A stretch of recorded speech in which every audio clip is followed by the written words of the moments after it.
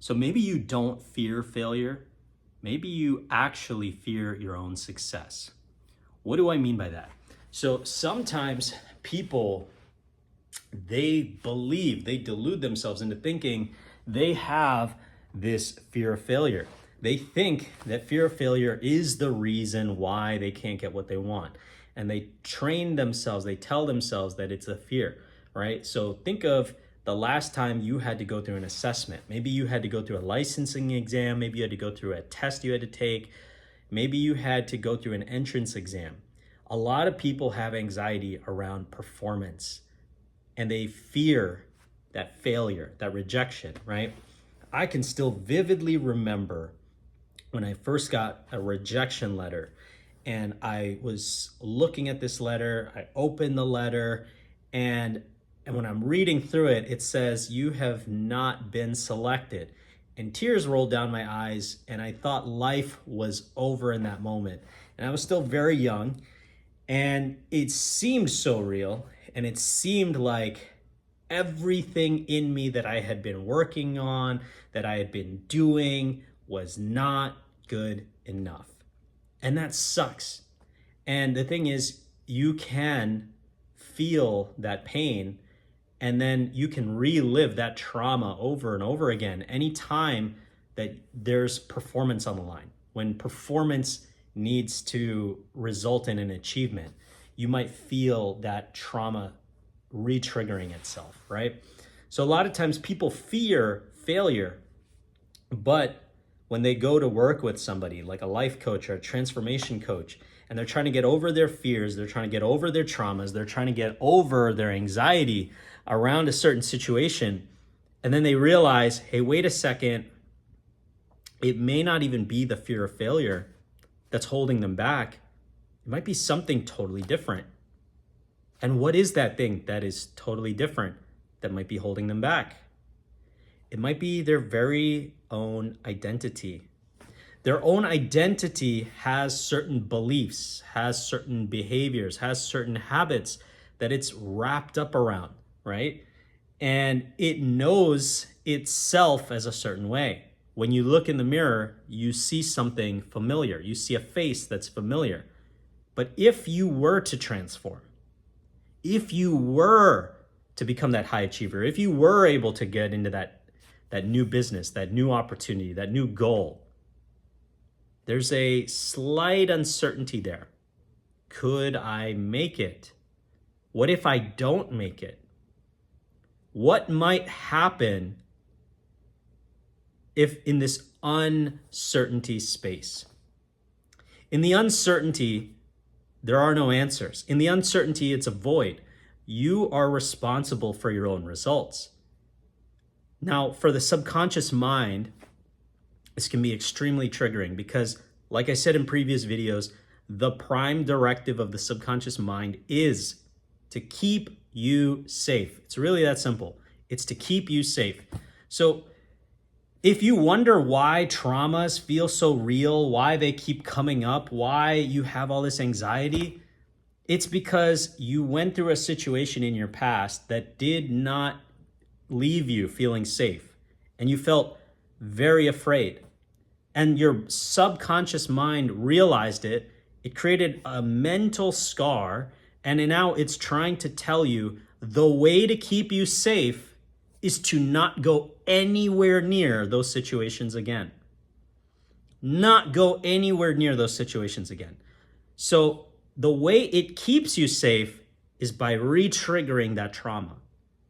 This is a mechanism in the subconscious mind, and it happens specifically around traumas, right? This is why we feel that anxiety around performance, around achievement, especially if you've had failures in the past. Now, some people, they use that anxiety and they barrel through it, they power through it, they keep going through it, right? This is called sublimation. They see their pain and they use it as fuel to transmute it to go towards their goal. Not everybody feels empowered to do that because sometimes their feelings are so overwhelming that it stops them right there. So consider for a moment, if you have a fear of failure, There might be two things going on. Now, many life coaches and transformation coaches will not talk about this because it just makes them money.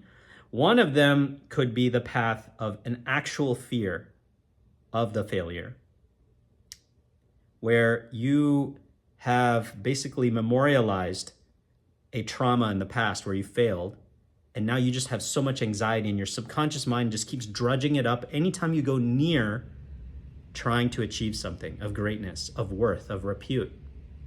Now, the other option is the one that they don't talk about, which is where your subconscious mind is forced to realize that it needs to change, it needs to adapt, it needs to go into the uncertainty, it needs to adopt a new identity. If it were to achieve the goal that you have set in front of it, what would life look like if it didn't have the safety of the story from the past? You see, every trauma gives us a story about reality. It gives us a story that I shouldn't go to these places. I shouldn't go to that. I shouldn't interact with those types of people. I shouldn't make friends that are in this group. I should not go for these types of job.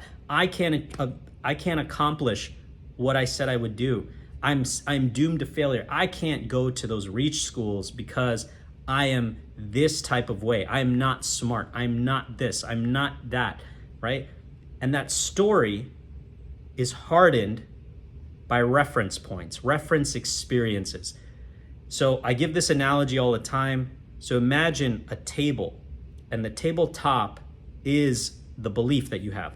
I'm not smart. I'm not good enough. I'm not relationship material. I'm not flexible. I'm not physically capable. I'm not strong. Whatever that belief is, it's held up by legs. That table is held up by legs.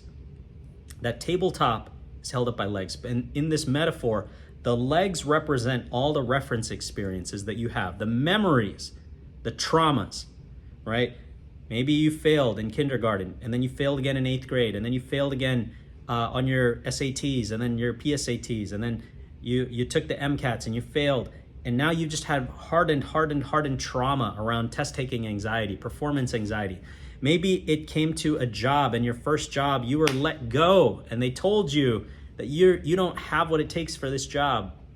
And it hardens something in you that fears failure, right? So there's that one side of the fear, the anxiety around the failure and the trauma of failure.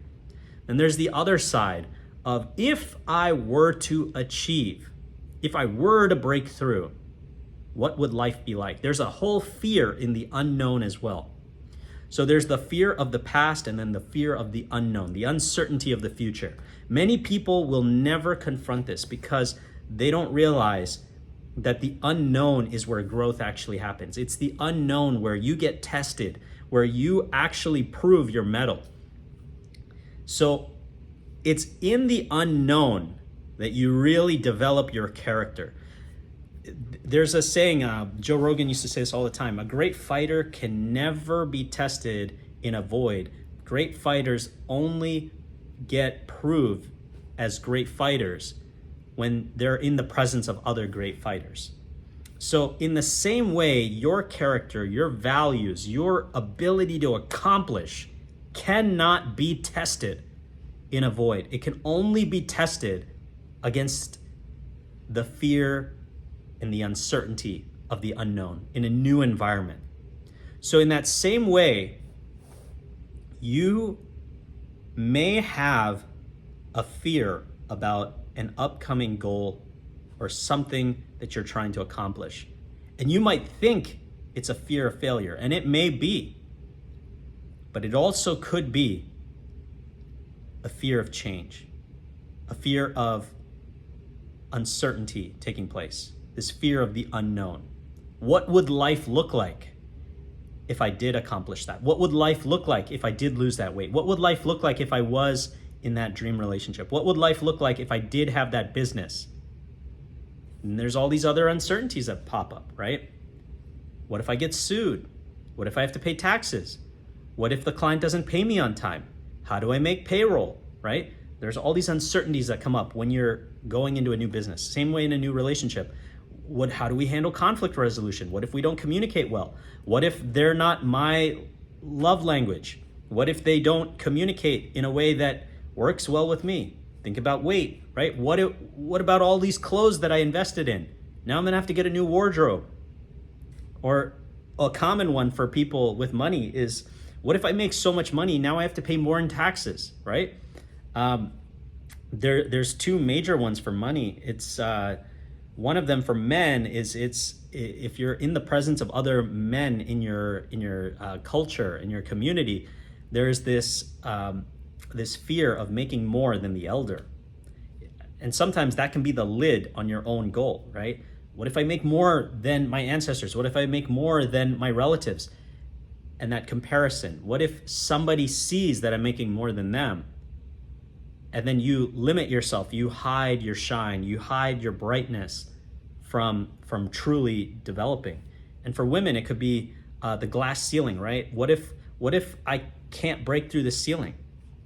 So the whole fear is made up of fake reference experiences. Either reference experiences from your past, which are just a collection of memories that don't even exist in the now, which you can retrain, right? I've talked about retraining your mind around memories, how your mind cannot tell the difference between imagined memories and real memories. The same neurological experiences go off. The same physiological experiences go off when you imagine a visualized, imagined memory versus a actual memory. You can't tell the difference, right? Then there's also the fear of the unknown.